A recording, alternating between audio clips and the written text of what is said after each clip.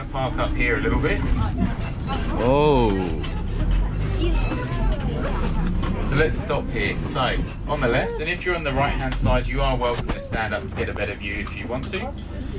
So guys, with that being said, the eland is in fact the largest African antelope. Yes, they are antelope, and I know they don't look like it, but they are. They're a member of the spiral horn families. You'll notice they all have the same horn shapes.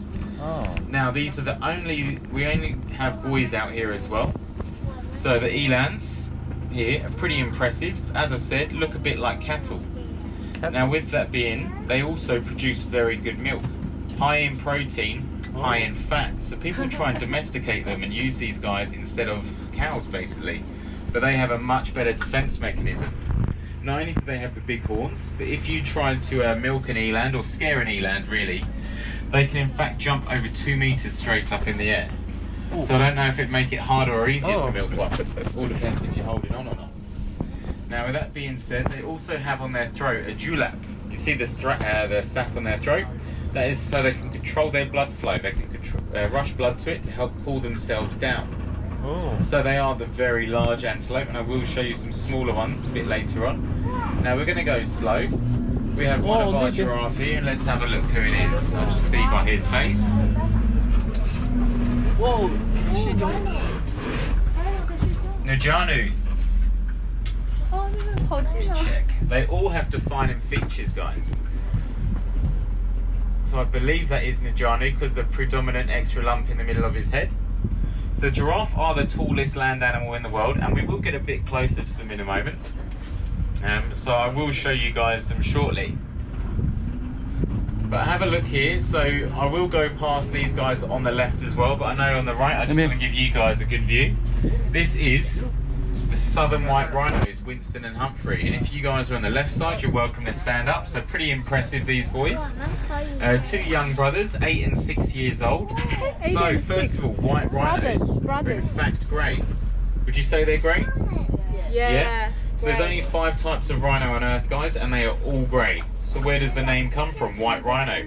Well, we'll go a bit closer in a minute. But they have a very wide lip, wide square mouth, so they should be called a wide-lipped rhino. But when Europeans first went to Africa and saw them and said, what is this amazing animal? Well, they were in fact trying to say wide lip. But the difference between the word wide and white in Dutch Afrikaans is like weit and wit. So they heard it wrong, and they came back and said, look, there you go. So it should in theory be called the wide-lipped rhino. Now these guys don't have very good eyesight at all, so they have to rely on their other senses. So you'll see that their ears move around, scanning for noises like radars basically. Because they can only see up to 30 meters away, they rely on that sense of smell and the hearing. So the hearing, they'll hear and move their ears around. Sense of smell is particular because you're going to see giant piles of poop out here, right? Well, the reason you see these very large piles of poop is because that's how a rhino marks their territory. It's called a midden. And with that, that's actually how they can tell who's who. So if another rhino walks into another rhino's territory, it would taste the feces or have a smell, and from that it can tell whether that's a boy or a girl, general vegetation in that area, even if she's on estrus, all these important things just from that sense and taste. Now as we go round, you've come at a pretty good time of year. We have had rain recently, so it's got a bit of a greenery around here as well. Also a little bit of purple. The purple is in fact from Paston's curse. Now you guys on the right are going to get a close-up view of a giraffe. He's going to be pretty close to the road. And then on the way back, all the giraffes are going to be on the left with the rhinos as well. So for now, let's go see Kindu. This is Kindu the giraffe. He's going to be really close to our road. And look, that's how a giraffe has to get to the ground. They have to separate their front legs really far. Where are you going, Kindu? I won't block his path. But have a look as the giraffe walk, and they use their legs on the same side at the same time, and their head actually bobs up and down like a counterbalance to prevent them from falling over. But this is a good example of how big he is, guys. Whoa! And this is one of our smaller boys out here. So Kindu is the garbage guts. I get to feed him carrots every day, and he will eat at least 100 pieces. But guys, the giraffe, each one is unique with their pattern. But while he's close, have a look at him. The tallest land animal in the world. These super long legs, a long neck, and their neck actually has 7 vertebrae in it. It's the same as a human.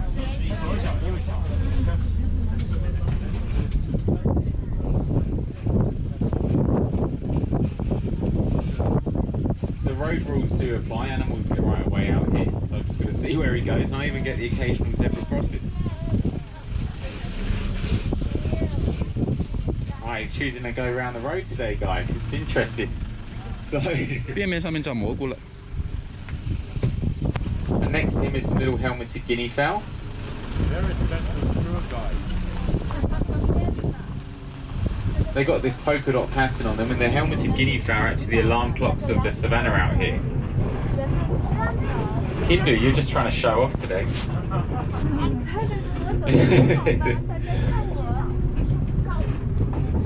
Right, I'm going to stop here for a minute just to show you guys. So if you're on the left, stand up, guys, because 哦，小羚羊 we。also have these animals here on the right. First of all, we've got some honey-coloured antelope. Antelope. So he's going to try and get this hay as well in front, by the way. So when he does this, you're going to see him separate their front legs. That's a very awkward angle of a giraffe, that's for sure. 豆子反个头，看爸爸。我觉得你比那个动物可爱一些。 So that's because he's a bit of a pig. We have all these hay bales hanging up as well, but he's choosing to eat the food that the other animals eat. It was a lot more effort for him, basically. And we're getting back to it then. So on the right, those are the black buck, the honey-coloured antelope. And where does their name come from? Well, the boys are the bucks, the ones with the horns. When they get older and mature and start breeding, they actually go a darker brownish black. So that's where you get the name black buck. But they're actually an Indian and Nepalese antelope. They're not African, but we do have those eland out here now to show you an African antelope. What's going on with you today, Kindu? He's very interested today. So I'm just going to park up here. Hello. Because you're going to get him and then you'll get the zebras in the background. Now, he's going to steal the thunder, obviously, with being here. And you guys can get a good picture of him while he's going to do this again. He's going to have a feed from that one in a minute. But he's actually, with hay, it's quite interesting because he actually does chew it, but other food he just swallows. And they have a 4-chamber stomach, so later on in the day you'll normally see them burping their food back up and eating it again for the extra nutrients. So here you go, let's see him do it. Is he going to do it? But while he's contemplating it, I'm going to talk about the zebras as well, because guys, the zebras behind him are very interesting. Each one, same, is unique with their own stripe pattern, just like each one of us with our fingerprints. And when a zebra is born, the mum actually takes the foal away from the rest of the herd. And what they do is they go off together and they stare at each other for hours and hours and hours. And what they're doing is memorizing every single stripe on that body. So if they ever get lost, they can find each other again. And we call it imprinting. Now you see 2 zebras there together, kind of standing near each other, right? This is a rubbish example.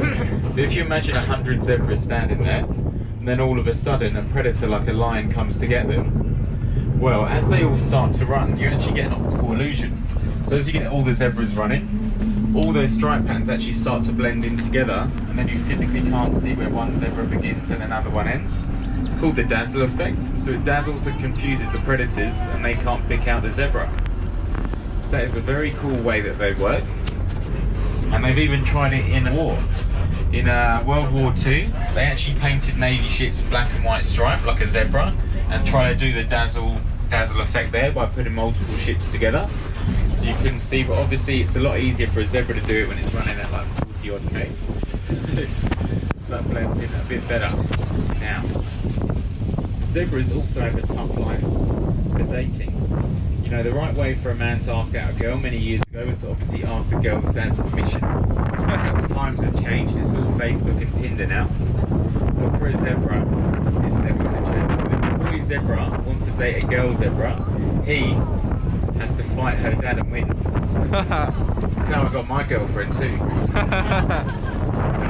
Did you win? Dad will definitely win. So I wouldn't get my girlfriend, but they do that and they fight for the right for the female, then they call a horrible group of girls around each other. What was that noise? Yeah. I didn't lose anyone off the side. No. That's the main thing. So we're going to go round. The rhinos are going to be in next to you guys on the left, and they're actually up and about now. So I'm going to give them some, well, I'll keep an eye and see how they act. If their tail goes up, I'm going to drive off pretty quick. The rhinos are going to be very close. So these boys weigh each over 1.5 tons. They can run over 40 kilometers an hour, so they could definitely do some damage. They are right here on the left. So this one's sitting down. Let's have a look. That is Humphrey right there.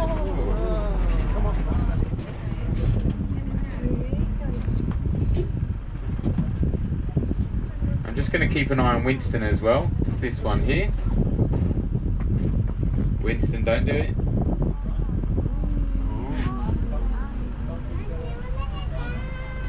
Alright, I'm going to move because he looks like he's going to come at us.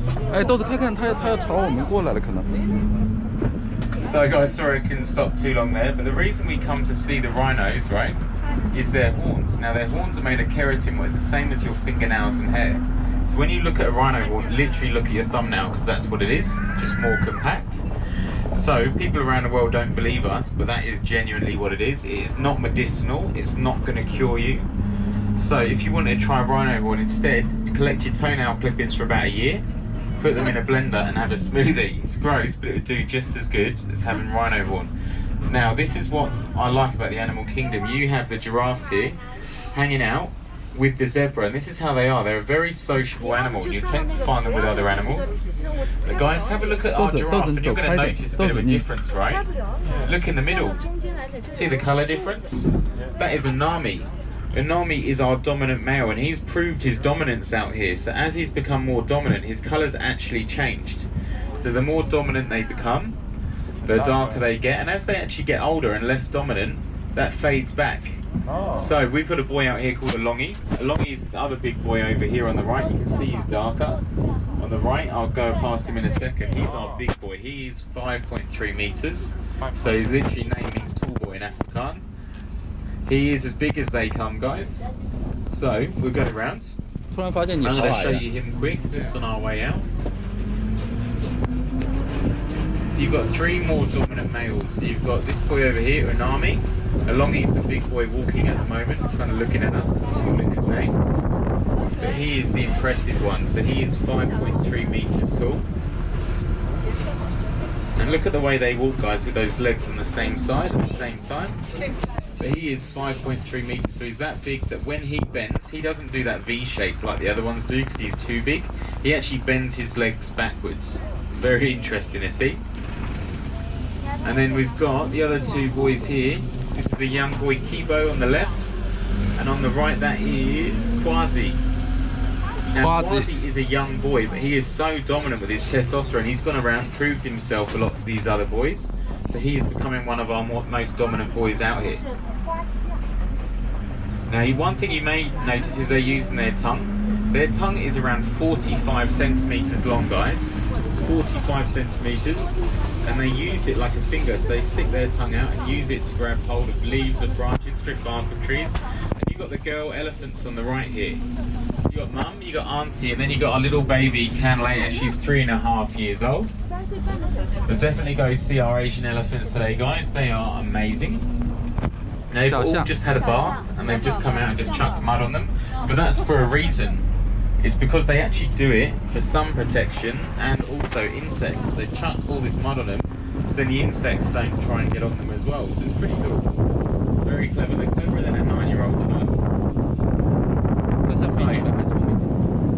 what I've got left, one last thing to do with you guys. This is the river crossing. This is where I lose children from time to time, and the best part of my job this weekend, it being Easter, there's no bosses in, so no paperwork is filed. So, be prepared. If there's any little kids, don't hang out the side, buddy, back there. Don't leave your chin on the bar as well, because you're going to feel it. Just hold on. We'll see how this goes. 抓稳，看你们会不会摔倒啊？这里有条河。 If I do get stuck though, we get a kid to get out and push. That wasn't too bad actually. So we're going to park up, let you guys off, and go enjoy the rest of your day around the zoo. And thank you for joining me. Thank you. Cheers,